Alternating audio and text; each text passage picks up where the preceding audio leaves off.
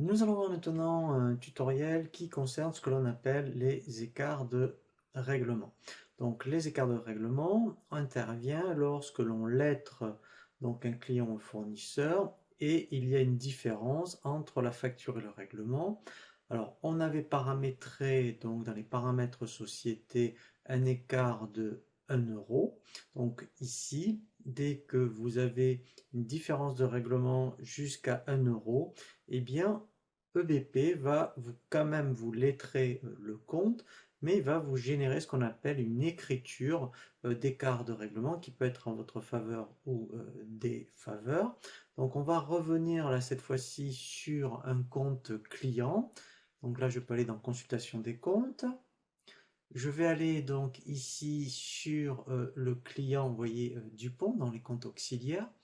Et ici, en fait, je vois que pour une facture de vente de 100, vous voyez, j'ai, admettons, 89,90 €. Donc, je ne vais pas relancer le client pour 10 centimes. Donc, ce que je vais faire, je vais sélectionner donc le règlement et la facture. Et ensuite, eh bien, donc, je vais quand même lettrer le compte. Donc là, je fais plus d'actions.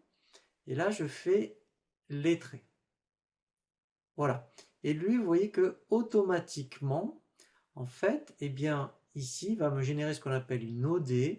Donc ici, il va me générer le compte 658. Pourquoi? Parce que c'est en mode défaveur, puisque le client, en fait, a oublié 10 centimes. Si il avait payé 10 centimes de trop, par exemple, ça serait donc à ma faveur, ça serait un compte 758.